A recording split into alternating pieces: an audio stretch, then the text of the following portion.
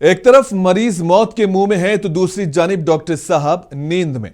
जी हां, मेरठ के सबसे बड़े सरकारी अस्पतालों में से एक Lala Lajpat Rai memorial medical college के इमरजेंसी वार्ड से लापरवाही का एक बड़ा मामला सामने आया है, जिसमें एक सरकारी अस्पताल के जूनियर रेसिडेंट डॉक्टर की लापरवाही से 30 साल नौजवान की मौत हुई।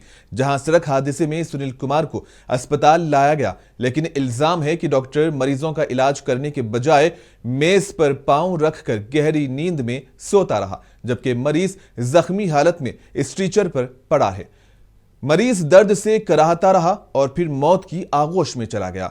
सवाल यह है कि जब इमरजेंसी वार्ड के डॉक्टर ही लापरवाह होंगे तो आम मरीज कहां जाएंगे। जब यह मामला सामने आया और वीडियो वायरल हुआ तो अस्पताल इंतजामिया हरकत में आई और डॉक्टर भूपेश कुमार राय को फौरी तौर पर मुअत्तल कर दिया गया। मामले की गहराई से तहकीकात के लिए 3 रुकनी कमेटी तश्कील दे दी गई। बता दें कि यह पहली बार नहीं है, इस तरह के मामला पहले भी हो चुके हैं जहां मरीजों के इलाज में लापरवाही बरती गई है। इस मामले ने तिब्बी सहूलियात और हंगामी खिदमात पर कई सवालात खड़े कर दिए हैं।